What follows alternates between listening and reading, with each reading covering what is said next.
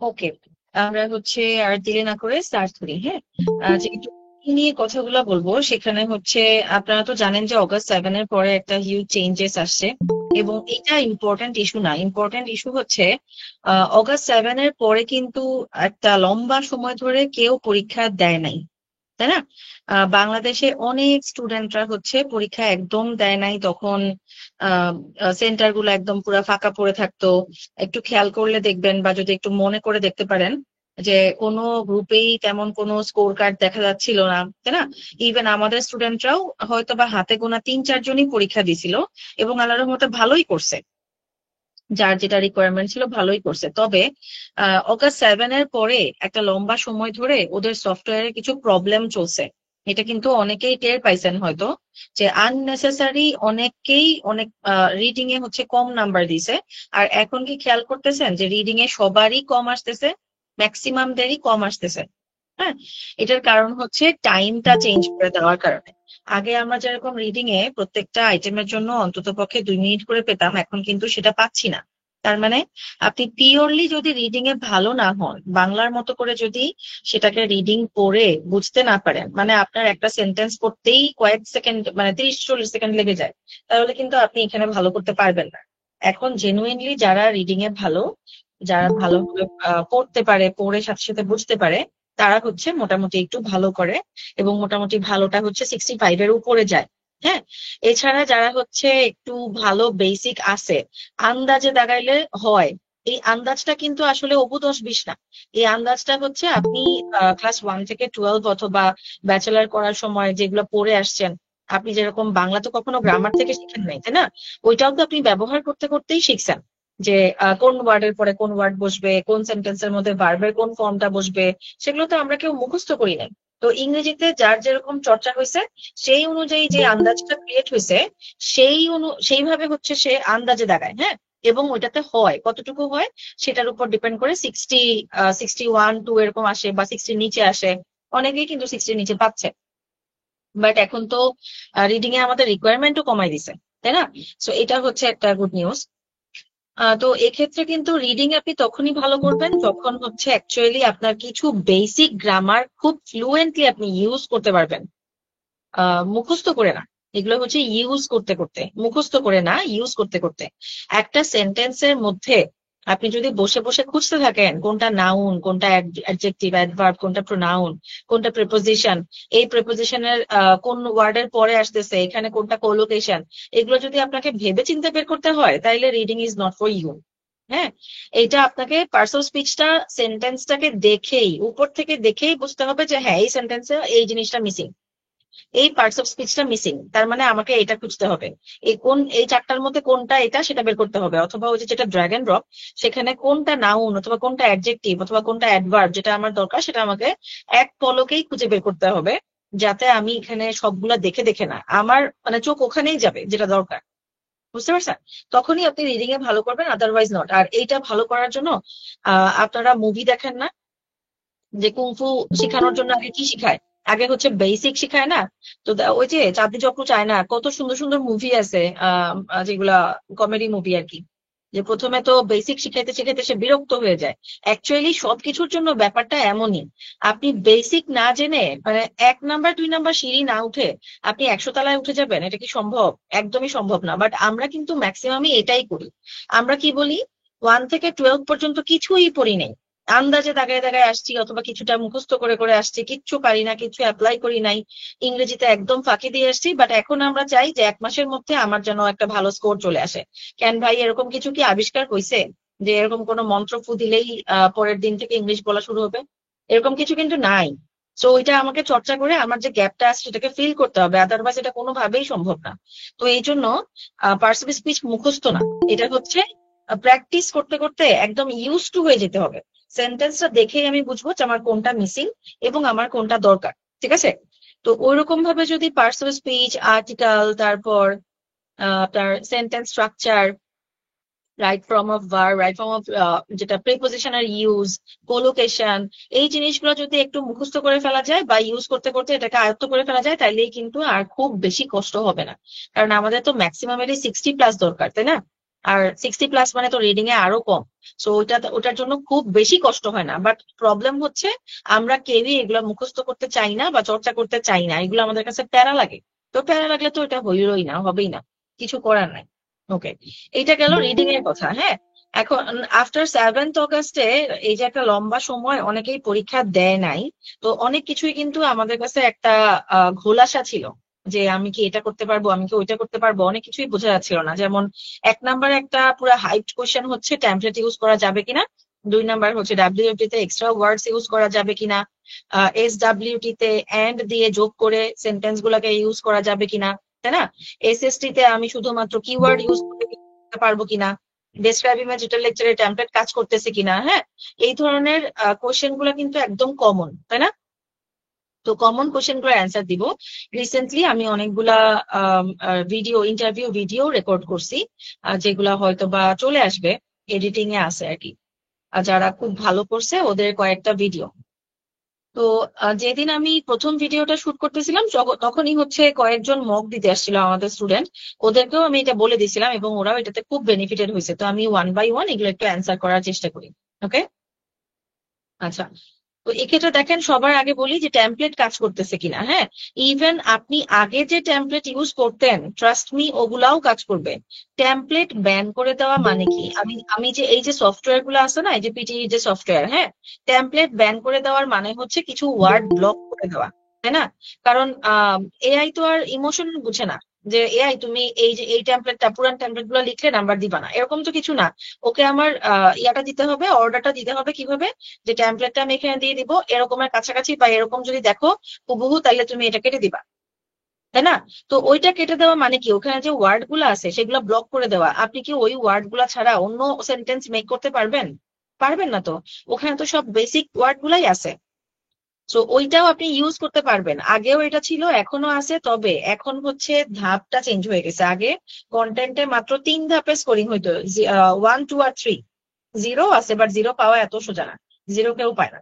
1, 2 আর 3 তে হইতো, এখন হয় 6 ভাগে 6, 1, 2, 3, 4, 5, 6, তাই না? এই কারণে হচ্ছে এখন কন্টেন্টে অনেক নাম্বার কমাই দিছে। আর যেহেতু এসেতে একটা হিউজ নাম্বার ক্যারি করতেছে, কন্টেন্টে কমে যাওয়া মানে বাকিগুলাতেও পার্সেন্টেজ হারে ওইভাবে সবগুলাতে কমে যাওয়া। তো আগের মতো খুব ভালো লিখলে আমি 3 পাইতাম, একটু কম ভালো লিখলে আমি 2 পাইতাম, আর একটু খারাপ লিখলে আমি হচ্ছে 1 পাইতাম। মানে যতই খারাপ লিখে আমি 1 পাইতাম, ঠিক আছে? আর এখন কি হবে, এখন হচ্ছে একেবারে পুরো চুলচেরা বিশ্লেষণ হবে। অনেক বেটার লিখলে, বেস্ট লিখলে হচ্ছে আমি 6 পাবো, আর বাকিগুলোতেও 6-এর রেশিওতে নাম্বার পাবো। একটুখানি সামান্য সমস্যা হইলেই আমি 5 পাবো, তার থেকে আরেকটু সামান্য 4 পাবো, মানে 6টা ধাপে, তাই না? আগে কিন্তু খুব ইজি ছিল, 3, 2, 1, এখন হচ্ছে 6, 5, 4, 3, 2, 1। ওকে, এই কারণে একটু ডিফিকাল্ট হয়ে গেছে। তো আগের মতোই যে কোনো টেমপ্লেট আপনি ইউজ করতে পারবেন, তবে আমাদের সাজেশন থাকে যে টেমপ্লেট গুলা যেন 20 থেকে 30% বেশি না হয়। মানে টেমপ্লেটের ওয়ার্ডস গুলা 20 থেকে 30% বেশি হবে না। প্রত্যেকটা প্যারাতে ম্যাক্সিমাম হচ্ছে আপনার নিজের লেখা থাকতে হবে অ্যাজ পার ইয়োর টপিক। ওকে, এটা ছিল এসে। আর বলি SWT, এইটাতে কি এন্ড দিয়ে যোগ করে দিলে হবে? একদম কমপ্লিটলি হবে। ইভেন আপনি যদি একটা ওয়ার্ডও প্যারাফ্রেজিং না করেন, তবুও আপনি কমপ্লিটলি পুরা নাম্বার পাবেন। ওই দিন একটা আপু হচ্ছে SWT তে খুব সুন্দর করে, ওকে আমি প্যারাফ্রেজিং করে শিখাইছিলাম, সে প্যারাফ্রেজিং টেজিং করে টোরে 3টা সেন্টেন্স দিয়ে খুব সুন্দরভাবে 70 ওয়ার্ডের আম, ইয়ে লিখছে, সামারি লিখছে SWT। লেখার পরে ও তখন 8 মিনিটে আছে, একটা কমা রিমুভ করতে গিয়ে পুরাটা মানে কপি হয়ে গিয়ে, মানে পুরাটা একসাথে মার্ক হয়ে গেছে, মার্ক হয়ে গিয়ে ডিলিট হয়ে গেছে। তো এখন কিন্তু এটা আর ফেরত আনার কোনো অপশন নাই। আর তার উপর আবার নার্ভাসও হয়ে গেছে, কারণ মাত্র আছে 1.5-2 মিনিট, এর 1.5-2 মিনিটের মধ্যে সে কি করবে? এরপর দ্রুত একটা সেন্টেন্স লিখে আরো অর্ধেক সেন্টেন্স লিখে এন্ড দিয়ে যোগ করে ফুল স্টপ দিয়ে চলে আসছে। হয়তো বা হার্ডলি 40 ওয়ার্ডস হয়েছে। হ্যাঁ, স্টিল কিন্তু সে রাইটিং এ 85 পাইছে। আরো বাকি যারা আছে তারাও কিন্তু এটাই বলছে যে একদম কমপ্লিটলি এন্ড দিয়ে অ্যাড করছে, কেউ কেউ বলছে একটা দুইটা ওয়ার্ড প্যারাফ্রেজিং করছে, আর ম্যাক্সিমাম বলছে যে কোনো প্যারাফ্রেজিং তারা করে নাই। ওকে, সো এটা কিন্তু একদম পুরা আহ, মানে পরীক্ষিত যে এখানে এন্ড দিয়ে যোগ করে দিলেই হয়ে যাবে, একদম আগের মতোই। এসএসটি তে বলি একদম আগের মতোই কিওয়ার্ড নিয়ে লিখলেই হয়ে যাবে, কোনো সমস্যা নাই। শুধুমাত্র লেখাটাকে একটু মিনিংফুল লেখার চেষ্টা করবেন, টপিক ওয়াইজ লেখার চেষ্টা করবেন। অনেকেই আছেন, দেখেন আপনারা তো অনেকেই পিটিই পড়তেছেন, হাজার হাজার মানুষ পিটিই পড়তেছেন। এই যে এখন যে সিট পাওয়া যাচ্ছে না, তার মানে হচ্ছে এই মাসেই মোস্ট প্রবাবলি কয়েক হাজার মানুষ পরীক্ষা দিছে। এই কয়েক হাজার মানুষ সবাই পাশ করবে? করবে না তো, এটাই স্বাভাবিক। ম্যাক্সিমামই হচ্ছে ঠিক মতো পড়ালেখা করে না, আগের যে গ্যাপ ছিল সেটার উপরে আরো ফাঁকি দিতে থাকে।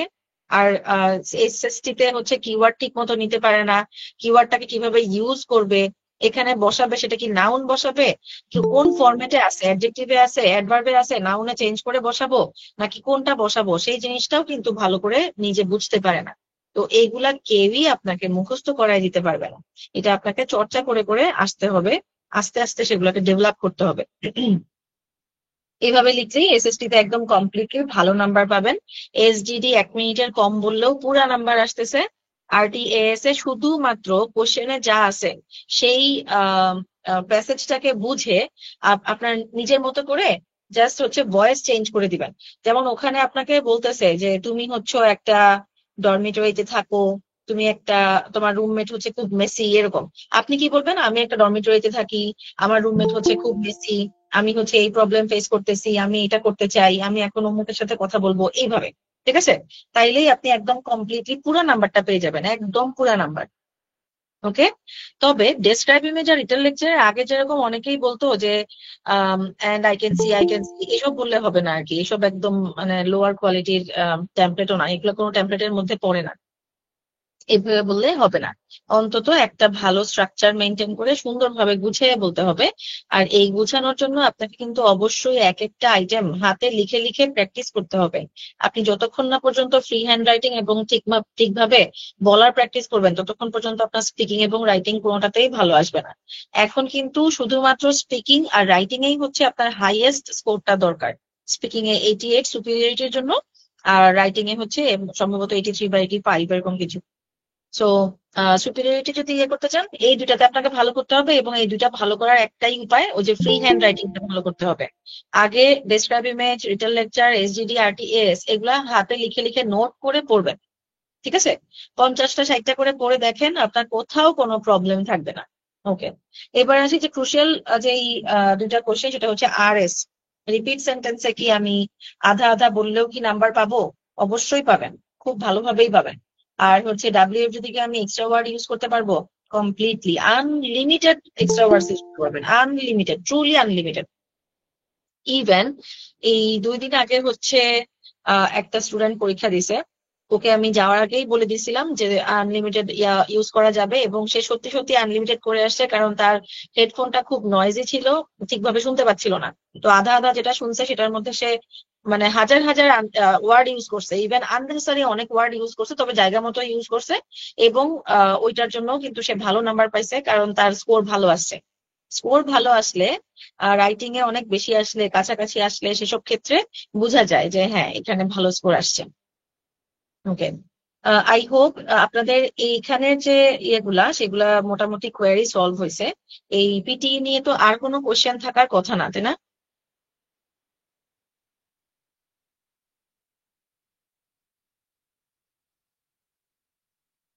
পিটি নিয়ে কি কারো কোনো কোশ্চেন আছে?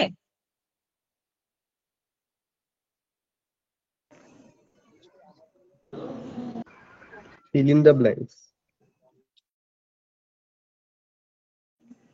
জি ভাইয়া। আপু, ফিল ইন দ্য ব্ল্যাঙ্কস গুলো আমরা কিভাবে সলভ করব? মানে একটু সহজ কোনো ওয়ে আছে এটাতে? ভাইয়া অলরেডি বলছি, তো আমি আবার একটু বলবো। ইভা আপু কিছু বলতে চাচ্ছিলেন?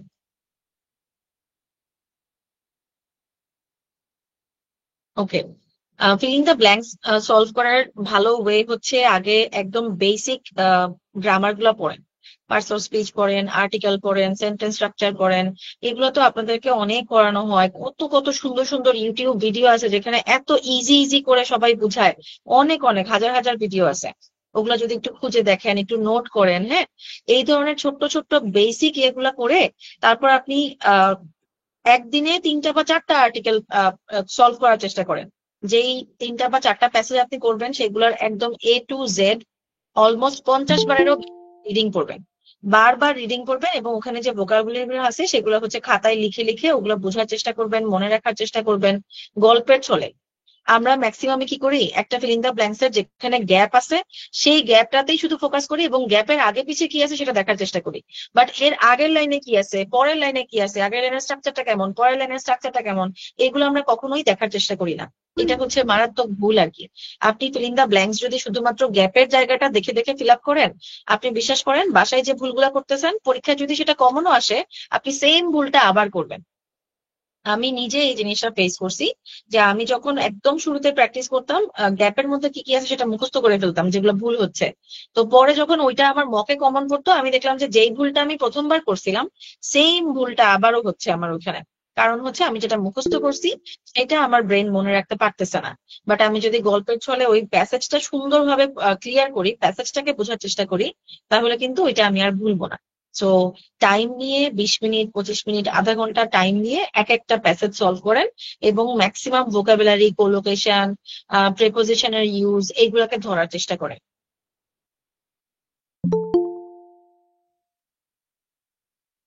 ওকে, আর কেউ কি কোনো কোশ্চেন করবেন পিটি নিয়ে? যদি না থাকে তাহলে হচ্ছে আমরা এরপরে ওই যে এজেন্সি রিলেটেড যে কোশ্চেন গুলো ওগুলাতে যাবো। আপু একটা কোশ্চেন ছিল। জি ঈশ্বর ভাইয়া। আপু আমাদের এই যে মকে যেরকম মানে স্কোর আসে, মানে ফাইন রিয়েল এক্সামে কি মানে এমন আসবে নাকি মানে একটু কমই আসার পসিবিলিটি?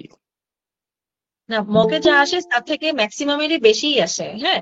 আর আবার কমেও যাওয়ার সম্ভাবনা থাকে, কারণ দেখেন মক তো আপনি যেটা যেটা দিচ্ছেন সেটা আপনার বাসায় বসে দিচ্ছেন, তাই না? আপনার বডি ব্রেন সবকিছু জানে যে এই এনভায়রনমেন্টটা তার জন্য হার্মফুল না, তাই না? সে কিন্তু একদম রিল্যাক্সেই পরীক্ষা দিচ্ছে যে আপনি সে জানে যে আপনি এখানে ফেল করলেও তার কিছুই যায় আসবে না, তো একদম নিশ্চিন্তে সে পরীক্ষাটা দেয়। এখানে তার পাওয়া বা হারানোর কিছু নাই। বাট পরীক্ষার এনভায়রনমেন্টটা ডিফারেন্ট, ওইখানে গেলেই আপনার ব্রেন ডিফারেন্টলি ওয়ার্ক করবে। আবার হচ্ছে কোশ্চেনও তো ডিফারেন্ট আসবে। আপনার হয়তো বা ওই দিন যদি একটু কঠিন কোশ্চেন আসে, তাহলে আপনি যদি প্রথমেই নার্ভাস হয়ে যান পুরো পরীক্ষাটাই আপনার নার্ভাসনেসের কারণে খারাপ হতে পারে।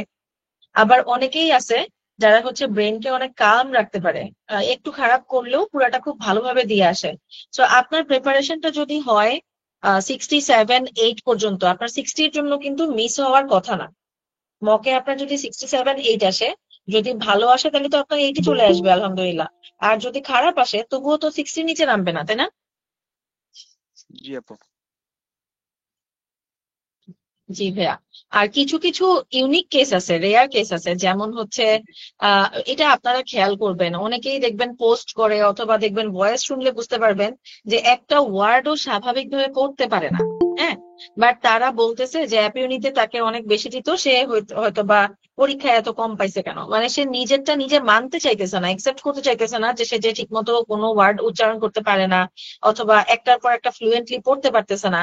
ওইগুলা হচ্ছে একটু আলাদা, রেয়ার কেস আর কি। আগে আপনারা যারা এখানে আছেন, আমি আপনাদেরকে রিকোয়েস্ট করব যার যে অবস্থান সেটা হচ্ছে একসেপ্ট করার চেষ্টা করবেন যে হ্যাঁ আমার ভুলগুলো হচ্ছে এখানে এখানে হয়। আমি দায়ের ইউজটা ঠিক মতো পারতেছি না, আমি নাউনটা ঠিক মতো বসাইতে পারতেছি না, আমি হয়তো বা একটা সেন্টেন্স স্ট্রাকচার ঠিক মতো বসাইতে পারতেছি না, আমি সিম্পল সেন্টেন্স বানাইতে পারি বাট আমার কমপ্লেক্স আর কম্পাউন্ডে সমস্যা হয়ে যেতেছে। যতক্ষণ না পর্যন্ত আপনি একসেপ্ট করবেন ততক্ষণ পর্যন্ত আপনি আপনার ভুলগুলোকে মিনিমাইজ করতে পারবেন না, ইমপ্রুভমেন্টও হবে না। আপনি যখন লিস্ট করে ফেলবেন যে আমার এখানে এখানে এখানে এখানে প্রবলেম গুলা হচ্ছে, তখনই কিন্তু আপনার ব্রেন এটা অটোমেটিক খেয়াল করতে থাকবে যে কোথায় কোথায় কিভাবে কিভাবে সেন্টেন্স গুলা সাজানো যায়। তখন আপনার এটাতে ইমপ্রুভমেন্ট হবে, আপনি শিখতে পারবেন। ওকে, এনি মোর কোশ্চেন?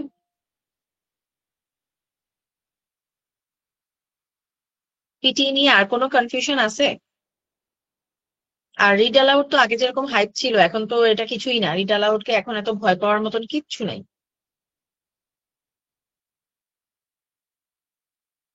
ঠিক আছে, আমরা তাহলে হচ্ছে এজেন্সি রিলেটেড যে ইয়েগুলো কোয়েরি গুলা সেগুলোতে যাই। আপনাদের নিশ্চয়ই অনেক অনেক কোয়েরি আছে এজেন্সি রিলেটেড, যে ওই যে যেটা বললাম যে আমার একটু পয়েন্ট কম আছে বা এরকম কিছু আছে। তো ওইগুলা নিয়ে আমাদের সাথে হচ্ছে ভাইয়া কথা বলবে। আহ ভাইয়া আপনি যদি একটু শুরু করতেন।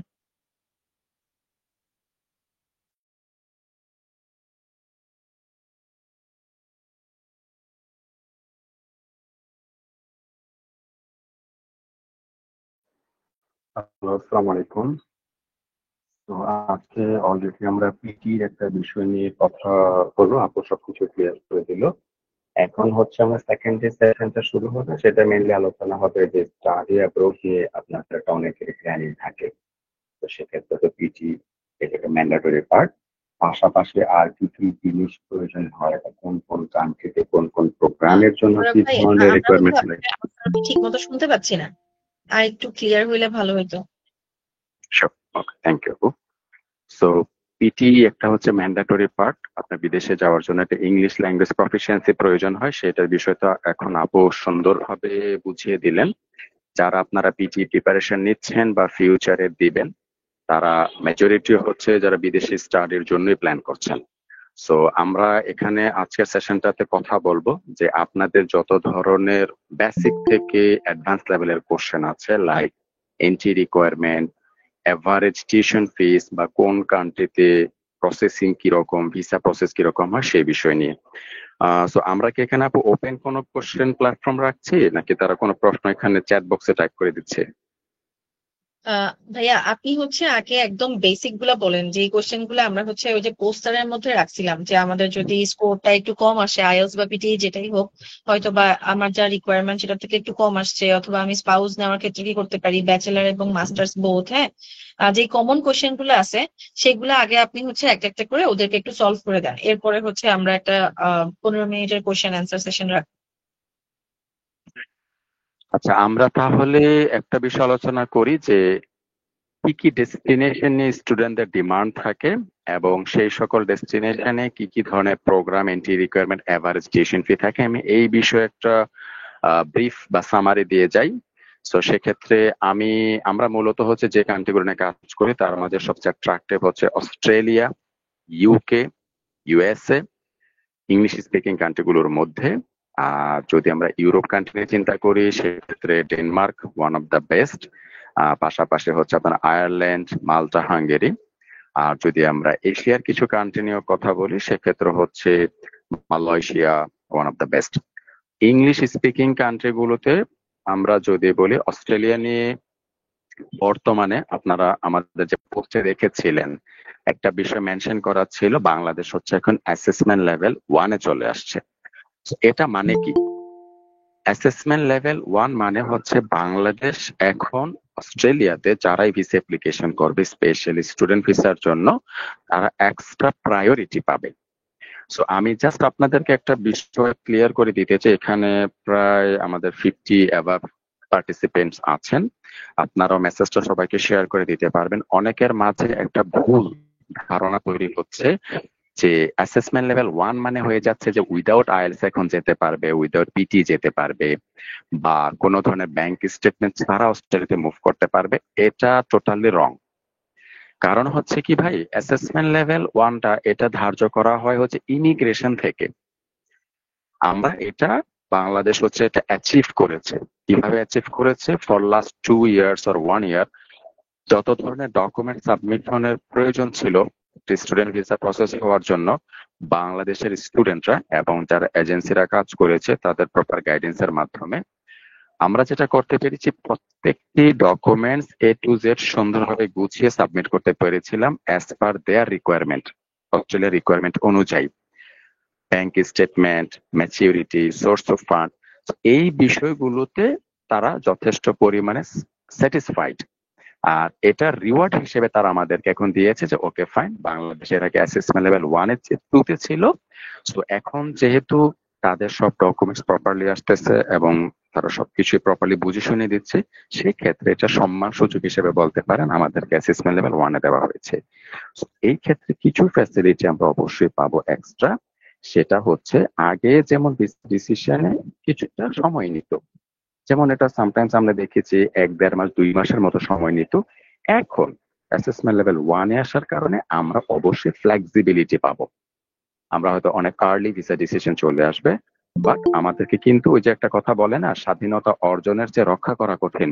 So, আমাদেরকে যেহেতু এই অপরচুনিটি দিয়েছে তারা অ্যাসেসমেন্ট লেভেল 1, আমাদের উচিত আগের মতোই সব ডকুমেন্টস প্রপারলি মেনটেন করে ম্যানেজ করে তাদেরকে সাবমিট করা। এখন এটার সাথে কেন এই কথাটা বললাম, যে আগে যেটা ছিল, অস্ট্রেলিয়াতে আপনার 42 থেকে 43টা ইউনিভার্সিটি আছে। আর বাকি কিছু আছে কলেজ বা ইনস্টিটিউশন। সো প্রিভিয়াসলি আমরা অ্যাসেসমেন্ট লেভেল 2 থাকাকালীন সময়ে আমরা ইনস্টিটিউশন বা কলেজগুলোতে অ্যাপ্লিকেশন সাবমিট করার তেমন একটা কারেজ পেতাম না, সাহস পেতাম না, কারণ ভিসা রেশিও ইউনিভার্সিটিতে ভালো ছিল, ইনস্টিটিউশন বা কলেজগুলোতে ওই লেভেলের ছিল না।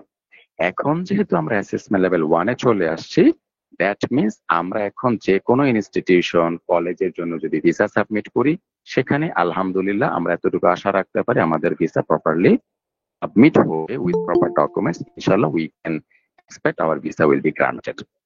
তো এই জন্য আমাদের এটা ছিল একটা পার্ট, অ্যাসেসমেন্ট লেভেল 1 কি, এবং এটার সাথে কানেক্টেড হচ্ছে আমাদের আজকের আরেকটা পয়েন্ট, যে কম পিটি বা কম আইএলটিএস দিয়েও কি প্রসেস করা যাবে কিনা। আপনারা সবাই জানেন যে অস্ট্রেলিয়াতে আইএলটিএস পিটি ডিমান্ডটা কম্পারেটিভলি বেশি থাকে অন্যান্য ডেস্টিনেশনের তুলনায়। আপনি দেখবেন যে ইউকে তে যদি আমি বলি, এমনও ইউনিভার্সিটি আছে যেখানে ইউনিভার্সিটিতেই 5.5 5.5 ডিরেক্ট ব্যাচেলার হয়, বাট অস্ট্রেলিয়াতে আমরা জানি যে overall 6, no band less than 6 লাগে ম্যাক্সিমাম ক্ষেত্রেই। কিছু কিছু ভার্সিটিতে আপনি নো বেন্ট লেস দেন 5.5 এ পাবেন, ওভারঅল 6 লাগবে। তো এখন যাদের আইএলটিএস বা পিটি স্কোর কম, তো সেক্ষেত্রে যেমন আমরা এখানে মেনশন করেছিলাম, ওভারঅল 5.5 দিয়েও কি অস্ট্রেলিয়াতে যাওয়া সম্ভব? হ্যাঁ, সম্ভব। আপনি ডিরেক্ট ইউনিভার্সিটিতেই প্রসিড করতে পারবেন। এখানে আপনাকে একটা টেকনিক্যালি মুভ করতে হবে, সেটা হচ্ছে ডিরেক্ট ব্যাচেলারের এন্ট্রি রিকোয়ারমেন্ট কমিয়ে দেওয়া হয় নাই, বাট আপনি ডিপ্লোমা লিডিং টু ব্যাচেলার যেতে পারবেন। এখানে অপরচুনিটি কি, টোটাল কোর্স ডিউরেশন ঠিকই হচ্ছে 3 বছর। কোর্স ডিউরেশন আপনার বাড়ছে না, আপনার 3 বছরের কোর্স ডিউরেশন হচ্ছে। আপনি 5.5 নো বেন্ট লেস দেন 5ও যদি হয়, এই ধরনের স্কোর দিয়ে আপনি অস্ট্রেলিয়াতে মুভ করতে পারছেন। আর ইভেন আমরা অনেক সময় দেখি যে আপু যেটা বলছিলেন যে কিছু কিছু ক্ষেত্রে স্টুডেন্টদের স্কোর তোলাটা অনেক স্ট্রাগল করতে হয়। আমরা এমন স্টুডেন্ট পাঠিয়েছি রিসেন্টলি যাদের আইএলটিএস এর স্কোর ছিল overall 5, no band less than 4.5। তো সেক্ষেত্রে হচ্ছে আপনাকে একটা ইএপি কোর্স করতে হবে, সেখানে ইংলিশের একটা ল্যাঙ্গুয়েজের এক্সট্রা কোর্স করতে হবে। আমি বোঝাতে চাচ্ছি যে এই ধরনের লো স্কোর দিয়েও আপনি এখন অস্ট্রেলিয়াতে মুভ করতে পারবেন, বাট ডেফিনেটলি আপনার বাকি যত ডকুমেন্ট ছিল বা আমাদের সাবমিট করতে হয় সেগুলো প্রপারলি সাবমিট করতে হবে। সো অস্ট্রেলিয়াতে আপনাদের হচ্ছে ব্যাচেলার মাস্টার্স কোর্স রান করা হয়, এবং যেগুলো বলছি ডিপ্লোমা লিডিং টু ব্যাচেলার থাকে। যদি আপনার আইএলটিএস বা পিটি স্কোর আরো কম থাকে, সেক্ষেত্রে আপনাকে ইএপি লিডিং টু ব্যাচেলার কোর্সে আপনি মুভ করতে পারবেন। এই ছিল অস্ট্রেলিয়া। এবং অস্ট্রেলিয়াতে একটা মেজর ইস্যু আপনাদেরকে বলে থাকে, ওদের গ্যাপের একটা ভালো সেন্সিটিভ একটা ইস্যু, ক্রুশিয়াল একটা পার্ট, যে স্পেশালি আমরা এই মুহূর্তে ফেব্রুয়ারি 26 নিয়ে যারাই যেতে চাচ্ছেন, যাদের এইচএসসি 2023-এর আগে ছিল, তো সেক্ষেত্রে বলা যায় নিয়ার টু ইম্পসিবল তাদেরকে অস্ট্রেলিয়াতে প্লেস করা, যদি না তাদের কোনো কন্টিনিউশন থাকে। অর্থাৎ 2022 এইচএসসি করা, তাদের যদি কোনো ইউনিভার্সিটিতে রানিং পড়াশোনা থাকে, সেক্ষেত্রে আপনি ক্রেডিট ট্রান্সফারের জন্য ট্রাই করতে পারেন। আর যদি 2023-এর স্টুডেন্ট হয় এবং রানিং স্টুডেন্ট, সেক্ষেত্রে আপনি মুভ করতে পারবেন ইউনিভার্সিটি লেভেলের প্রোগ্রামের জন্য। আর 24-এর স্টুডেন্ট হলে আপনার ইজিলি মুভ করতে পারছেন। তো অস্ট্রেলিয়া নিয়ে মোটামুটি প্রসেসটা আমি আশা করি ক্লিয়ার করতে পেরেছি। আমরা যখন পরবর্তীতে কোশ্চেন অ্যান্সার সেশনে আসবো, সেখানে যদি আরো কোশ্চেন থেকে আমরা আলোচনা করে নেব। ইউকের কথা যদি কিছুটা বলি, ইউকেতে হচ্ছে আপনি গ্যাপের একটা ফ্লেক্সিবিলিটি আছে ফর ব্যাচেলার এবং মাস্টার্স। ইউকেতে হচ্ছে আপনি যদি 2022-এর স্টুডেন্ট, ইভেন 2021-এর এইচএসসি হয়ে থাকেন, after that also you can move to UK for direct bachelor. Of course সেক্ষেত্রে আপনাকে আইএলটিএসটা overall 6, no band less than 5.5 থাকতে হচ্ছে। আর ইউকের ক্ষেত্রে পিটি এর স্কোরটা বেশি লাগে। আপনারা দেখে থাকবেন যে এক একটা ইউনিভার্সিটিতে পিটি এর স্কোরটা কিন্তু ভেরি করে। যেমন আমি যদি অস্ট্রেলিয়ার ক্ষেত্রেই বলি, ওদের ক্ষেত্রে হচ্ছে one of the most renowned university, level 2 university, Murdoch university, আপনারা নাম শুনবেন পার্থে। মার্ডক ইউনিভার্সিটিতে আপনার আইএলটিএস লাগবে overall 6, no band less than 6। তো 6 এর ওদের পিটি ইকুইভ্যালেন্ট করা হচ্ছে 50/50। ঠিক আছে। আবার আপনি অন্য একটা ভার্সিটি যেমন সিকি ইউনিভার্সিটি, সেখানে হচ্ছে 6, নো বেন্ট লেস দেন 5.5 নেয়, বাট ওদের ওভারঅল 6 সেখানে কাউন্ট হচ্ছে আবার 54।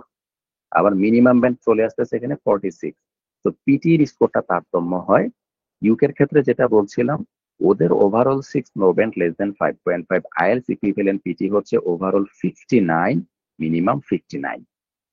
তো যারা আপনারা যদি কারো এখানে ইউকে তে প্ল্যানিং থেকে থাকে সেক্ষেত্রে আপনাকে পিটি স্কোরটা ভালো রাখতে হবে, যেটা হচ্ছে ওদের একদম মিনিমাম ব্যান্ড স্কোরে দেন, ওভারঅল 59, মিনিমাম 59। তো যদি কারো এমন হয়ে থাকে যে খুব বেশি গ্যাপ বা ব্যাচেলারে যেতে চাচ্ছেন সেক্ষেত্রে ইউকেটা আপনি অবশ্যই অপশনে রাখতে পারেন, পিটি দিলে পিটির স্কোরটা দেখে আপনাকে ফোকাস রাখতে হচ্ছে। আর মাস্টার্স এর ক্ষেত্রে যদি বলি সেক্ষেত্রে গ্যাপের কোনো বিষয় নাই, মাস্টার্সে ইউকে তে আমরা 10-15 বছরের উপরে গ্যাপ দিয়ে প্রসেস করা যাচ্ছে। ইউকে তে যথেষ্ট পরিমাণ ইউনিভার্সিটি, প্রায় 130 থেকে 40টা পাবলিক ইউনিভার্সিটি আছে, ওদের এখানেও ব্যাচেলার, মাস্টার্স, ইভেন পিএইচডি কিছু প্রোগ্রাম আছে। দেন হচ্ছে যদি আমরা বলি ইউএস এর কথা, ইউএসএ তে আসলে বর্তমানে আপনারা জানেন ওদের ভিসা রেশিওটা বেশ ফল করেছে গত 1 বছর যাবত। তো এই মুহূর্তে যদি কেউ রিস্ক নিতে না চান সেক্ষেত্রে আমার সাজেশন থাকবে ইউএসএ টা ফর দ্য টাইম বিং আপনারা স্কিপ করে যেতে পারেন। কারণ এই মুহূর্তে আমরা এমন স্টুডেন্ট দেখেছি যারা ফুল ফান্ডেড স্কলারশিপ, তাদেরও ভিসা রিফিউজ হয়েছে এম্বাসিতে। ফুল ফান্ডেড স্কলারশিপ কিন্তু সেই ধরনের স্টুডেন্ট পায় যাদের আইএলটিএস এর স্কোর থাকে প্রায় 7.5 বা 8, এবং যারা সরাসরি সুপারভাইজারের সাথে অনলাইনে ইন্টারভিউ করে দেন হচ্ছে তাদের রিসার্চ পেপার, প্রপোজাল, অ্যাসাইনমেন্ট, অনেক কিছু পাবলিকেশন জমা দিয়ে দেন হচ্ছে সে কোয়ালিফাইড হয়। তো ওই স্টুডেন্টটা কিন্তু আসলে highly qualified to get the visa, but embassy তাকেও ভিসা অনেক ক্ষেত্রে রিফিউজ করছে। তো যাদের কোয়ালিটি তার চাইতেও অনেকটা কম, আমাদের মেজরিটি স্টুডেন্ট দেখা যায় এভারেজ কোয়ালিটির থাকে বা অ্যাবাভ এভারেজ, তো সেক্ষেত্রে আমি বলবো ইউএসএ টা এই মুহূর্তে আপনারা অ্যাভয়েড করে যেতে পারেন। বাট যদি কারো একদম ড্রিম ডেস্টিনেশন থেকে থাকে, we are happy to support you for USA as well. এরপর একটা পয়েন্ট ছিল আমাদের আজকের ডিসকাশনে যে স্পাউস নিয়ে মুভ করার জন্য। আমি যদি ইংলিশ ডেস্টিনেশন গুলো একটু একসাথে আবার রিপিট করি, অস্ট্রেলিয়াতে এবং ইউকে তে, অস্ট্রেলিয়াতে আপনি ব্যাচেলারে ডিপেন্ডেন্ট নিতে পারবেন না, মাস্টার্স এর জন্য ডিপেন্ডেন্ট নিয়ে যেতে পারবেন। বাট ডিপেন্ডেন্ট বা স্পাউস যিনি হবেন তাকেও গ্রাজুয়েট কমপ্লিশন থাকতে হবে, এবং বিয়ের বয়স অবশ্যই 6 মাস থেকে 1 বছরের উপরে হতে হয়। আর ইউকের ক্ষেত্রে বর্তমানে মাস্টার্স প্রোগ্রামে ডিপেন্ডেন্ট নেওয়া যাচ্ছে না। মাস্টার্স ব্যাচেলারে তো কখনোই ছিল না, মাস্টার্স আগে নেওয়া যেত 2023-এর ডিসেম্বর পর্যন্ত, 2024-এর জানুয়ারি থেকে ইউকে তে মাস্টার্স এর ডিপেন্ডেন্ট নেওয়া যাচ্ছে না। তো সেক্ষেত্রে আপনাকে সিঙ্গেল মুভ করতে হচ্ছে। এখন যে কান্ট্রিটা নিয়ে কথা বলবো অ্যাট্রাকটিভ, সেটা হচ্ছে ইউরোপের ডেনমার্ক। তো ডেনমার্কে একটা মজার জিনিস হচ্ছে আপনি ব্যাচেলার প্রোগ্রামেও ডিপেন্ডেন্ট বা স্পাউসকে নিয়ে যেতে পারবেন। তো ডেনমার্কের ব্যাচেলার একটা মূল এন্ট্রি রিকোয়ারমেন্ট হচ্ছে আপনাকে বাংলাদেশ থেকে 1 বছরের ব্যাচেলার কমপ্লিট করে যেতে হবে। আপনারা অনেকেই শুনে থাকবেন যে ইউরোপে একটা রিকোয়ারমেন্ট থেকে 13 ইয়ার্স এর স্টাডি। 13 ইয়ার্স হচ্ছে আমাদের 12 ইয়ার্স কে ওরা ওদের দেশে ওদের এইচএসসি ইকুইভ্যালেন্ট করতে পারে না, due to our education system. So ওরা যেটা বলে থাকে যে আপনি তাহলে আমাদের ইকুইভ্যালেন্ট হতে গেলে, আই মিন ইউরোপের, বাংলাদেশ থেকে আপনি আরো 1 বছর পরে আসেন। সেটা কোত্থেকে পড়বো?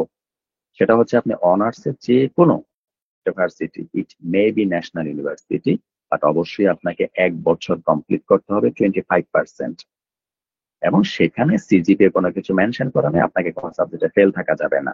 তো আপনাকে 1 বছর পড়াশোনা কমপ্লিট করতে হবে, ওটার ট্রান্সক্রিপ্ট জমা দিতে হবে, এটা 1 বছরের সার্টিফিকেট হয় না। তো ডেনমার্কে আপনি ডিপেন্ডেন্ট সহ মুভ করতে পারবেন। বাট ডেনমার্কে ব্যাচেলারের পাবলিক ইউনিভার্সিটিতে আইএলটিএস এর এন্ট্রি রিকোয়ারমেন্ট হচ্ছে overall 6.5, no band less than 6। আর আপনাদের ইনফরমেশনের জন্য ডেনমার্কে আনফরচুনেটলি তারা পিটি অ্যাকসেপ্ট করে না, তো আইএলটিএস অথবা টোফেল, নাকি এই দুটো জিনিস দিতে হচ্ছে। আর এশিয়ার মধ্যে অনেকেরই ডিমান্ড থাকে, যেমন আপনি মালয়েশিয়ার কথা আমরা বলছিলাম। তো মালয়েশিয়াতে আপনি ব্যাচেলার বা মাস্টার্স কোনো ক্ষেত্রেই ডিপেন্ডেন্ট নিয়ে যাওয়া যায় না, কিন্তু আপনি ইউজুয়ালি যারা মাস্টার্স স্টুডেন্ট তাদেরই তো ম্যারিড হওয়ার চান্সটা বেশি থাকে। আপনি যাওয়ার পর বা সাথে করে ওনাকে ট্যুরিস্ট ভিসা নিয়ে যেতে পারবেন, যাওয়ার কিছুদিন 1 মাস পরেই তখন তাকে ডিপেন্ডেন্ট হিসেবে সেখানে প্লেস করে দেওয়া যাবে। তো এই ছিল মোটামুটি আমাদের এভারেজ একটা idea. UK, USA, Australia, Denmark এবং মালয়েশিয়া নিয়ে আমরা কথা বললাম, তাদের বেসিক কিছু এন্ট্রি রিকোয়ারমেন্ট এবং ভিসা প্রসেস বা কোথায় ডিপেন্ডেন্ট নেওয়া যাচ্ছে, লো আইএলস বা লো পিটি দিয়ে আমরা কিভাবে বা কোথায় মুভ করতে পারি সেই বিষয়ে আমরা কিছু আলোচনা করলাম। তো আপনাদের যদি এখন কোনো ধরনের কারো কোনো প্রশ্ন থাকে আপনারা চাইলে প্রশ্ন করতে পারেন। আসসালামু আলাইকুম ভাইয়া। ওয়ালাইকুম সালাম। জি, আমি ক্লাসটা একটু মানে লেট করে জয়েন হয়েছি। আমার হচ্ছে স্টাডি গ্যাপ আছে, আমি 2021 সালে এসএসসি দিছি আরই। দেন আমি ন্যাশনালে পড়তেছি এখন সেকেন্ড ইয়ার। তো আমি চাচ্ছি যে মানে এবছর যাতে জানুয়ারি ইনটেকটা ধরতে। তো আমার কি ডেনমার্ক বা স্টুডেন্ট এরকম হবে? আচ্ছা, ডেনমার্কে হচ্ছে ওদের দুইটা ইনটেক থাকে, আপনার জানুয়ারি ইনটেক এবং সেপ্টেম্বর ইনটেক। আনফরচুনেটলি জানুয়ারি ইনটেকে ব্যাচেলার প্রোগ্রাম থাকে না, এবং জানুয়ারি ইনটেকের অ্যাপ্লিকেশন ডেডলাইন অনেক আগে ক্লোজ হয়ে গিয়েছে। For your kind information, September 2026 ইনটেকের জন্য আপনি ট্রাই করে দেখতে পারেন। সেপ্টেম্বর 26-এর জন্য অ্যাপ্লিকেশন শুরু হবে আগামী মাস নভেম্বরের 15 তারিখ থেকে, এবং সেটা বন্ধ হয়ে যাবে জানুয়ারির 15 তারিখে। সো আপনার যদি 1 ইয়ার কমপ্লিশন থেকে থাকে এবং সেটা ট্রান্সক্রিপ্ট থেকে থাকে, আইএলস যদি আপনার প্রিপারেশন নিয়ে মনে করেন 6.5 নো বেন্ট লেস দেন 6 আসবে, আপনি ডেনমার্কে মুভ করতে পারবেন। পিটিএ দিয়ে হবে না? না, সেটা আমি বলছিলাম যে Denmark do not accept PT.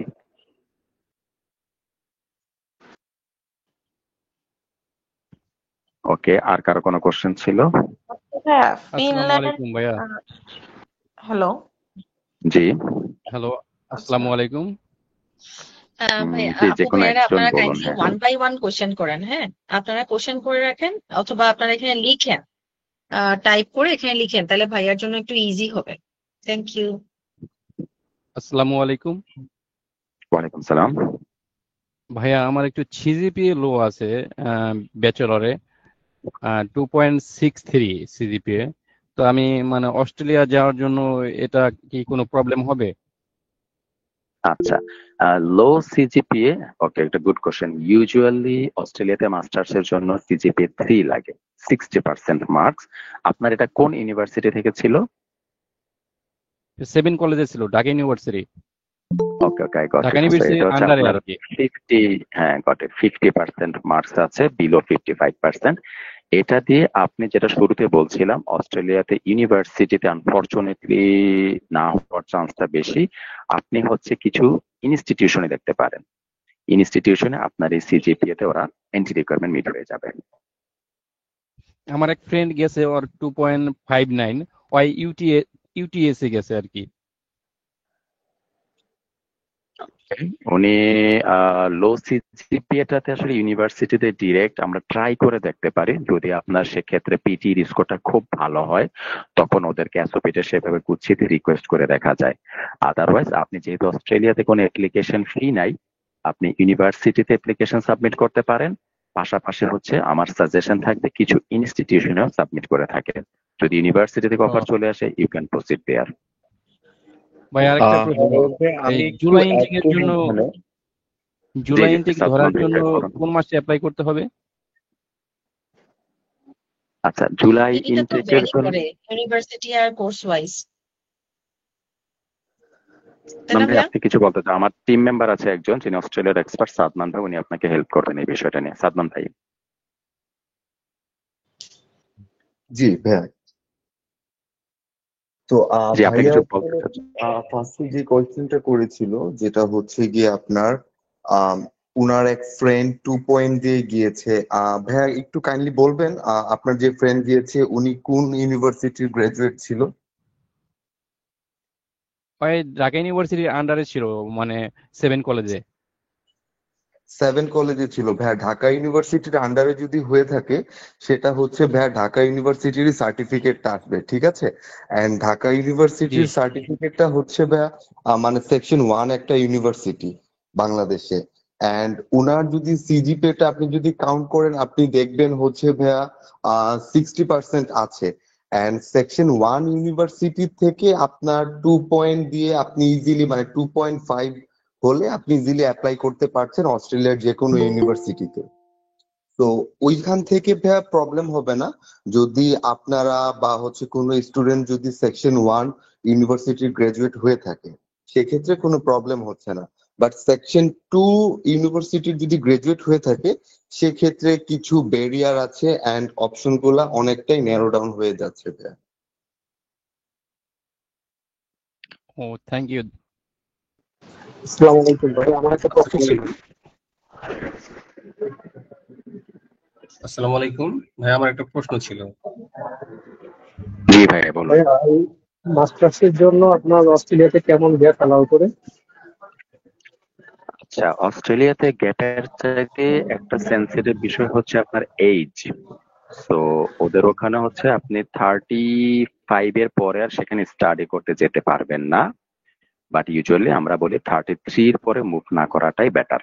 আপনার এইজ যদি 32 এর উপর বা 33 হয় সেক্ষেত্রে অস্ট্রেলিয়া আপনার জন্য আসলে পারফেক্ট প্লেস না। ভাইয়া আমার একটা কোশ্চেন ছিল। জি। আচ্ছা, আমি বলতে চাচ্ছি যেটা আমার সিজিপিটা খুবই কম। আমার ব্যাচেলর ছিল আপনার 3 বছরের যে পাস কোর্স বলি আমরা, সেটা করেছি। সেটা ছিল 2019 সালে। রেজাল্ট ছিল ডিভিশন সিস্টেম ছিল, আমাদের সিজিপিএ ছিল না তখন, 3rd ডিভিশন ছিল, 50% মার্কস হবে। আর হচ্ছে আপনার তারপর দেন আমি মাস্টার্স করছি হচ্ছে কুমিল্লা ভিক্টোরিয়া কলেজ থেকে, ন্যাশনাল ইউনিভার্সিটি থেকে আর কি। সেটা হচ্ছে 2023 সালে 2 বছরের মাস্টার্স। যেহেতু আমার ডিগ্রি করা ছিল 3 বছরের, সেক্ষেত্রে আমাদের মাস্টার্সটা ছিল 2 বছর। তো এখন মাস্টার্স কমপ্লিট হচ্ছে 2023 সালে। এখন সেক্ষেত্রে আমি কি অস্ট্রেলিয়া বা কোনো সেনজেন কান্ট্রিতে মুভ করতে পারবো কিনা? আর আমার জব এক্সপিরিয়েন্স আছে 9 ইয়ার্স এর রানিং। আদনান ভাই, আপনি যদি হেল্প করতেন। জি, ভাইয়ার হচ্ছে 3 ইয়ার্স এর পাস কোর্স ছিল, রাইট? জি জি অ্যান্ড দেন হচ্ছে আপনি মাস্টার্স করেছেন জি 2 ইয়ার্স এর। 2 ইয়ার্স এর ভাইয়া। মাস্টার্সটা ভাইয়া হচ্ছে কি আপনার কোন ইনস্টিটিউট বা কোথা থেকে করেছেন ভাইয়া? এটা হচ্ছে কুমিল্লা ভিক্টোরিয়া কলেজ, আপনার বাংলাদেশ ওপেন ইউনিভার্সিটির আন্ডারে। ওপেন ইউনিভার্সিটির আন্ডারে, আচ্ছা ভাইয়া। এন্ড হচ্ছে আপনার 3 ইয়ার্স এর যেটা পাস কোর্স সেটা তো ভাই ন্যাশনাল ইউনিভার্সিটির আন্ডারে। জি, সেটা ন্যাশনাল ইউনিভার্সিটির আন্ডারে ছিল।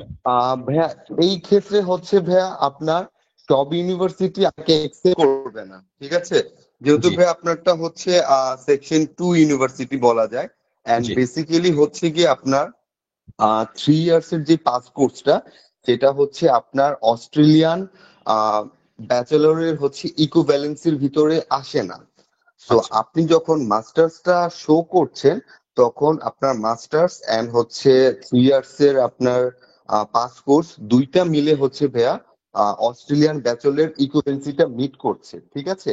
সেই জি ক্ষেত্রে আপনার কাছে কিছু সিলেক্টেড ইউনিভার্সিটি থাকবে, লাইক হচ্ছে আপনার সিকিউ, আরএমআইটি, এডিট কোয়ান, এইরকম কিছু ইউনিভার্সিটি আছে যারা হচ্ছে সেকশন 2 অ্যাকসেপ্ট করে, ওগুলোতে ভাই আপনি ইজিলি অ্যাপ্লাই করতে পারবেন।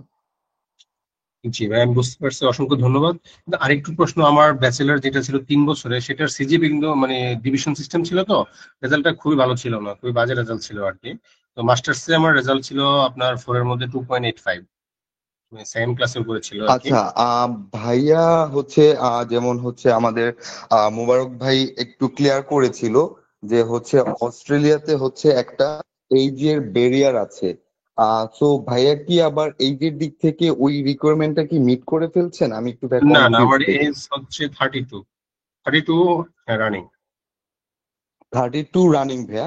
সো জি আপনি যদি আমার মানে আপনার অনুযায়ী, কথাবার্তা অনুযায়ী আমার যেটা অ্যাসেসমেন্টে মনে হচ্ছে না ভাইয়া আপনি রিকোয়ারমেন্টটা মানে অস্ট্রেলিয়ার স্টুডেন্ট ভিসার রিকোয়ারমেন্টটা মিট করতে পারবেন, কারণ আপনি 32 তে রানিং। ভাইয়া এই বছর অলমোস্ট আমরা শেষের দিকে যাচ্ছি, নেক্সট ইয়ারে আপনি 33 তে চলে যাচ্ছেন, রাইট ভাইয়া? জি তো আপনি যখন ভাইয়া 33 তে অ্যাপ্লাই করবেন আপনার কিন্তু ভাইয়া মাস্টার্সটা কমপ্লিট হতে কিন্তু 2 বছর লাগবে।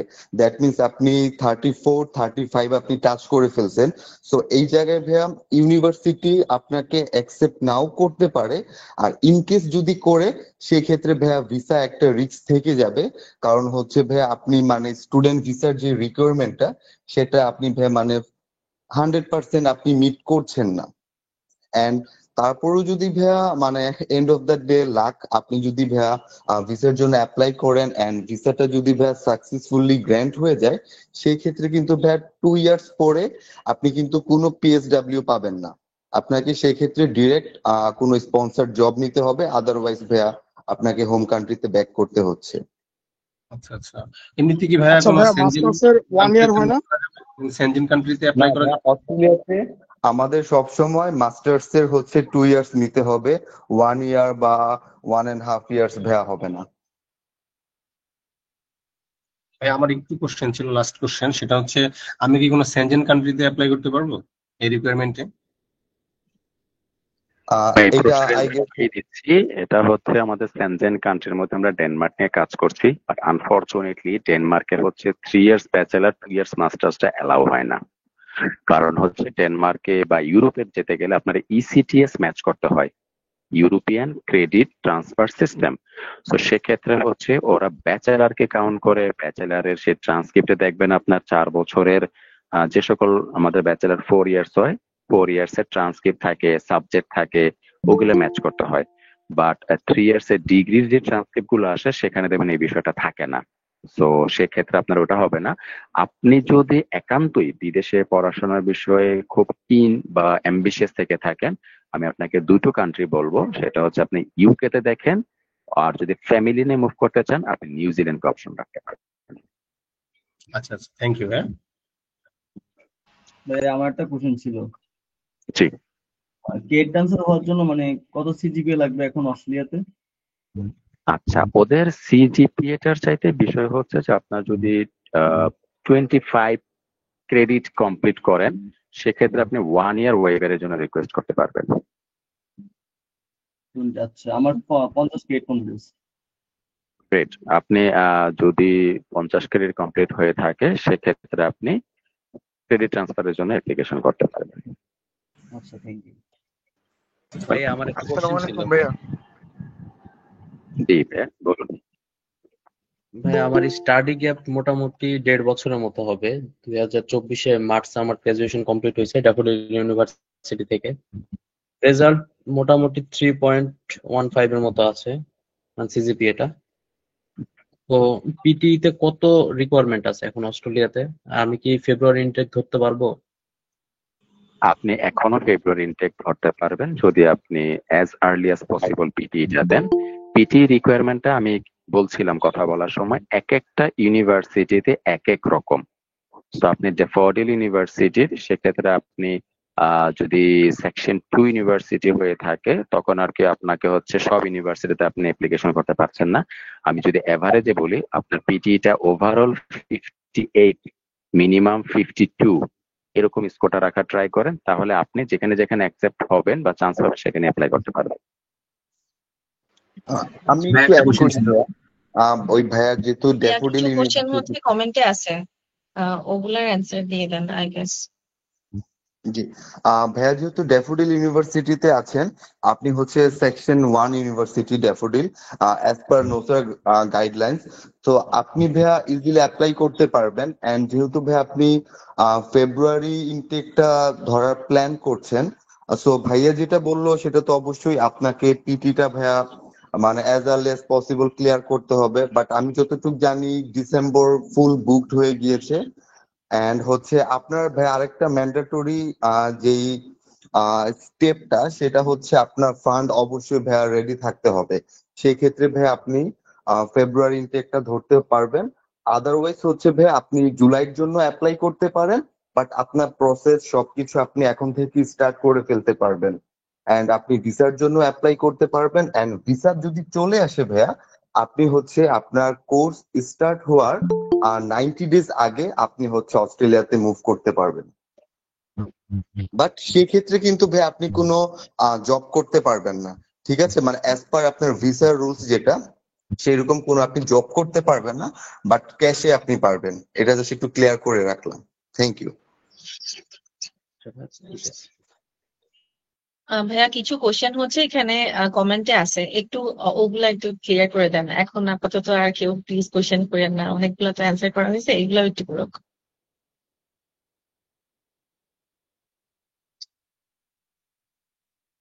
সাদমান ভাইয়া, মোবারক ভাইয়া দেখতে আচ্ছা পাচ্ছেন ভাই, আমার যে একটা প্রশ্ন ছিল পিটি ভাইয়া। দিয়ে কানাডা যাওয়া যায় কিনা?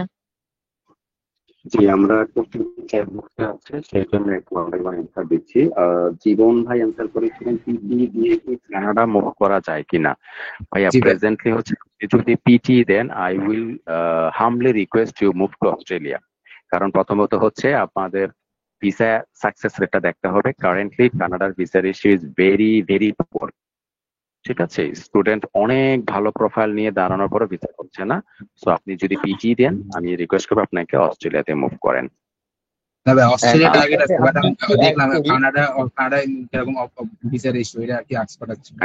হ্যাঁ, কানাডা ভিসা রেশিওটা কানাডাতে হচ্ছে যে আপনি পিটি নিয়ে মুভ করতে পারবেন, এটা হচ্ছে মানে আমি যতটুকু জানি এটা হচ্ছে কি আপনার অনলি হচ্ছে মাইগ্রেশন পারপাসে আপনি মাইগ্রেট করে যেতে চাচ্ছেন, স্কিল মাইগ্রেশন করতে যাচ্ছেন, অনলি সেটাতে পসিবল। অ্যান্ড স্টুডেন্ট ভিসাটা হচ্ছে কিছু ইউনিভার্সিটি আপনার অ্যাকসেপ্ট করছে, বাট সব ইউনিভার্সিটিজ না। বাট ভিসা রেশিও কিরকম, মানে টার্গেট মানে অস্ট্রেলিয়া ইউকে? আচ্ছা, এই মুহূর্তে যেটা বললাম ভাইয়া, অস্ট্রেলিয়া ইউকের ভিসা রেশিও বলা যায় 100%, যেখানে কানাডার ভিসা রেশিও হ্যাঁ কানাডার বর্তমান ভিসা নেক্সট রেশিও। হচ্ছে ওই যে মাস্টার্স প্রোগ্রামে ফিনল্যান্ড অস্ট্রেলিয়া অ্যাকসেপ্ট করে কিনা পিটি। আচ্ছা, ইউরোপ কান্ট্রি গুলাতে পিটি নিয়ে আপনাদেরকে স্ট্রাগল করতে হবে। আর এই মুহূর্তে ফিনল্যান্ড এবং অস্ট্রিয়ার ভিসা রেশিও অলসো ডাউন। যদি কেউ ইউরোপে যেতে চান, অস্ট্রিয়া, তো সেক্ষেত্রে হচ্ছে আপনারা পিটি দিলে ভাই বারবার একই কথা বলছি, move to Australia. National university থেকে 2.70 সিজি পেইড, এই ভাইয়াকে মনে হয় অ্যান্সার করা হয়েছে। আর হ্যাঁ, এরকম এসএসসি 3.72, এইচএসসি তে 3.33, অস্ট্রেলিয়াতে ব্যাচেলর করতে যেতে পারবে কিনা। 24-এ হচ্ছে এইচএসসি ভাইয়া। ওকে, আপনার যেহেতু 24 এইচএসসি, বাট স্কোরটা ওদের কম্পারেটিভ যেরকমটা চায় 4, তার সাথে একটু কম, আপনিও যেতে পারবেন। সেক্ষেত্রে হচ্ছে আপনি কিছু কলেজ বা ইনস্টিটিউশনে ইজিলি মুভ করতে পারবেন। আরেকজন আছে এইচএসসি 2022, একটা প্রাইভেট কলেজে নার্সিং করতেছে। অস্ট্রেলিয়াতে মিনিমাম পিটি কত লাগবে? নার্সিং এর জন্য তো পিটি রিকোয়ারমেন্ট অনেক হাই, অস্ট্রেলিয়াতে নার্সিং কলেজে অ্যাডমিশন পাবে কিনা? জি, বেশি হবে। সো আপনি প্রথমত হচ্ছে বাংলাদেশের প্রাইভেট কলেজে নার্সিং এ আছেন, সেখান থেকে ইউজুয়ালি এগুলো ক্রেডিট ট্রান্সফারটা ভেরি ডিফিকাল্ট। আপনি যেহেতু 2022 এইচএসসি, সেক্ষেত্রে ডিরেক্ট ব্যাচেলার এখন অস্ট্রেলিয়াতে আপনি এন্ট্রি রিকোয়ারমেন্ট মিট করছেন না। সো 22-এ যেহেতু এইচএসসি, আপনি যদি 23-এও ভর্তি হন, আই থিঙ্ক আপনি এখন সেকেন্ড বা থার্ড ইয়ারে আছেন, দেন ইটস বেটার হচ্ছে আপনি বাংলাদেশ থেকে নার্সিংটা কমপ্লিট করে মাস্টার্স এর জন্য মুভ করতে পারেন। এক্স্যাক্টলি। আসসালামু নেক্সট আলাইকুম। হচ্ছে আপু এইগুলো একটু শেষ হয়ে নিক। নেক্সট হচ্ছে যে সিজিপিএ 2.60 ন্যাশনাল ইউনিভার্সিটি থেকে অস্ট্রেলিয়াতে পসিবল কিনা। ন্যাশনাল ইউনিভার্সিটি থেকে অস্ট্রেলিয়াতে তো আছে। ভাইয়া একটু তাও ডিটেলস বলে দিন। অবশ্যই ভাইয়া, ন্যাশনাল ইউনিভার্সিটি থেকে আপনারা অবশ্যই অ্যাপ্লাই করতে পারবেন। এন্ড যেটা বললাম, অস্ট্রেলিয়ান যে এডুকেশন গভর্নমেন্ট আপনার হচ্ছে প্রত্যেকটা কান্ট্রির ইনস্টিটিউট গুলোকে হচ্ছে সেকশন ওয়াইজ ডিভাইড করে দিয়েছে। এন্ড আপনার অ্যাপ্লিকেশনের ক্ষেত্রে হচ্ছে কিছু রুলস ফলো করতে হয়। সেক্ষেত্রে আপনারা 100% ন্যাশনাল ইউনিভার্সিটির গ্রাজুয়েটরা অ্যাপ্লাই করতে পারবেন, বাট সেক্ষেত্রে কিছু লিমিটেশন আছে। লাইক যেসব অস্ট্রেলিয়ান ইউনিভার্সিটিস হচ্ছে বাংলাদেশের সেকশন 2 ইউনিভার্সিটিসকে অ্যাকসেপ্ট করছে, সে ওই ইউনিভার্সিটিসে আপনারা অ্যাপ্লাই করতে পারবেন। তো মোটামুটি আপনারা অস্ট্রেলিয়ার যেই লোকেশনেই চান না কেন, প্রত্যেকটি লোকেশনেই হচ্ছে গিয়ে আপনারা চাইলে অ্যাপ্লাই করতে পারবেন। ভাইয়া আপুরা আপনারা কিন্তু একটু খেয়াল করেন, একজনের কোশ্চেনের থেকে কিন্তু অনেকেই অ্যান্সার পেয়ে যেতেছেন, কিন্তু তবুও আমি দেখতে পাচ্ছি যে মাঝে মাঝে রিপিট হচ্ছে কোশ্চেন গুলা। কাইন্ডলি এটা একটু বুঝে নেওয়ার চেষ্টা করেন যে এখানে তো আমার সিমিলার কেস। যেমন একটা কোশ্চেন বারবারই করতেছেন যেটা আমি ফেব্রুয়ারি ইনটেক ধরতে পারবো কিনা। ফেব্রুয়ারি ইনটেক ধরতে পারার ব্যাপারটা তো অনেক কিছুর উপর ডিপেন্ড করে যে আপনি কোন ইউনিভার্সিটিতে কোন সাবজেক্ট চুজ করছেন, সেই সাবজেক্টে অ্যাপ্লাই করার লাস্ট ডেট কবে, আবার হচ্ছে আপনি এখন পিটিটা দিতে পারতেছেন কিনা, কারণ আপনি রেজিস্ট্রেশন হয়তো করেন নাই, এখন তো এটার সিটি নাই। সো অনেক কিছুর উপর ডিপেন্ড করে। এখন একদম এন্ড টাইম চলে আসছে আর কি। ওকে ভাইয়া, নেক্সট কোশ্চেনটা একটু ভালোই মনে হচ্ছে যে অস্ট্রেলিয়াতে মাস্টার্স এর জন্য ওভারঅল 55 পিটি হয়ে যেতে পারবে কিনা। ওকে, 55 হচ্ছে আপু যেটা নর্মালি হচ্ছে, কিন্তু এখানে ওভারঅল এন্ড হচ্ছে নব এন্ড লেস এখানে একটা ম্যাটার করে। তো যদি হচ্ছে ওভারঅল 55 থাকে এন্ড হচ্ছে নব এন্ড লেস যদি হচ্ছে আপনার 42 থাকে, সেক্ষেত্রে অবশ্যই মাস্টার্সে অ্যাপ্লাই করতে পারবে। সেই ক্ষেত্রে হচ্ছে স্টুডেন্টদের কাছে দুইটা অপশন থাকে। একটা হচ্ছে গিয়ে আপনার সিকিউ EAP কোর্স। ইউনিভার্সিটি। আর সিকিউ ইউনিভার্সিটিতে হচ্ছে আপু ডিরেক্ট পসিবল। সিকিউ ইউনিভার্সিটির বেশ কয়েকটা লোকেশনে ক্যাম্পাস আছে এন্ড হচ্ছে ইউনিভার্সিটি অফ নিউ ইংল্যান্ড।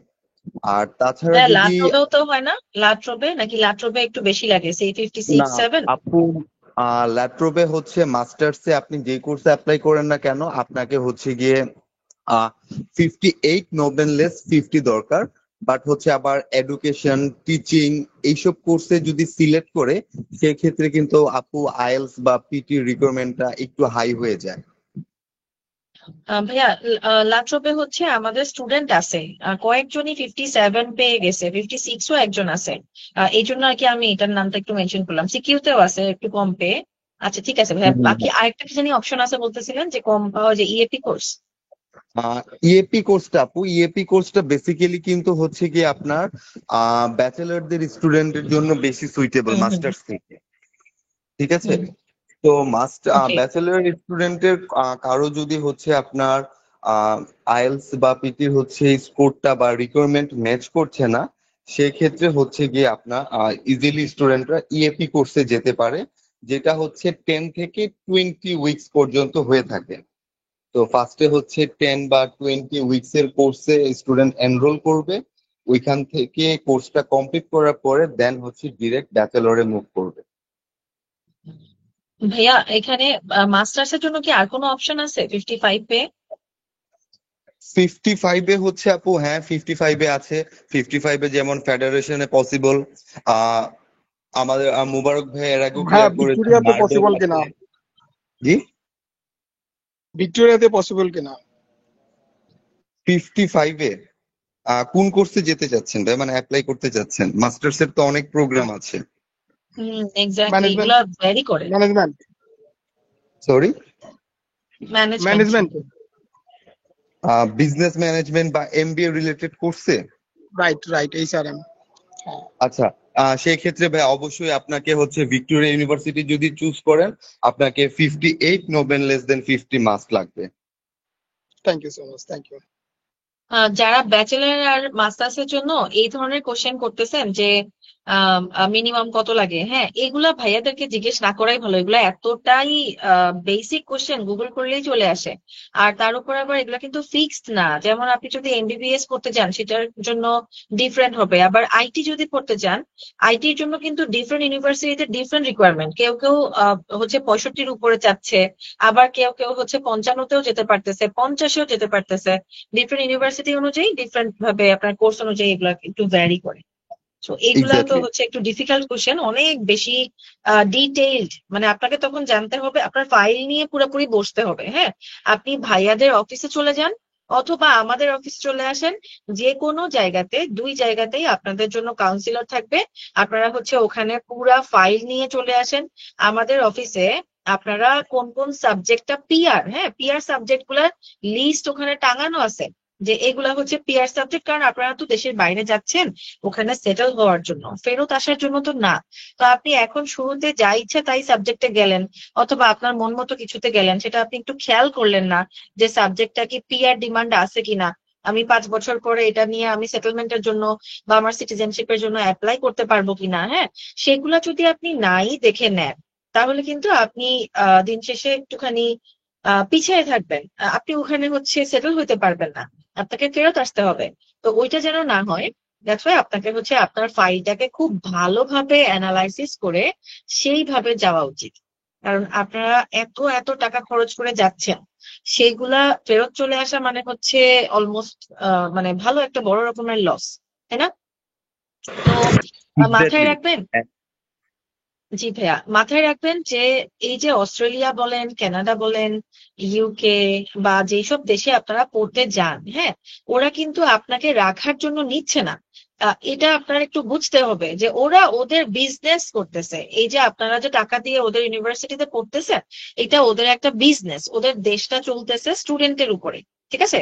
তো আপনি ওইখানে এত এত স্টুডেন্ট গেছেন, সবাই আপনারা ওখানে সেটেল হইতে পারবেন, সবাই সিটিজেনশিপ পাবেন? একদমই না। ম্যাক্সিমামই কিন্তু আপনাদের ফেরত আসতে হবে। সো এইগুলা কিন্তু একটু বুঝে শুনে আহ মানে চিন্তা ভাবনা করে তারপর ডিসিশন নিয়েন, আগামাথা একটু ভালোভাবে ভাববেন আহ যে আমি কতটুকু কি করতে পারবো, আমি কোন সাবজেক্টে গেলে কি করতে পারবো। হয়তোবা আমি সারা জীবনে তেমন কিছুই করি নাই, এখন আমার মন চাইছে আমি দেশের বাইরে চলে যাব, কোনো মতে একটু চলে গেলাম। এটা যেন না হয় আর কি, যেন একটা বিগার অ্যাসপেক্ট চিন্তা করে তারপর হচ্ছে আপনার ডিসিশনটা নেবেন।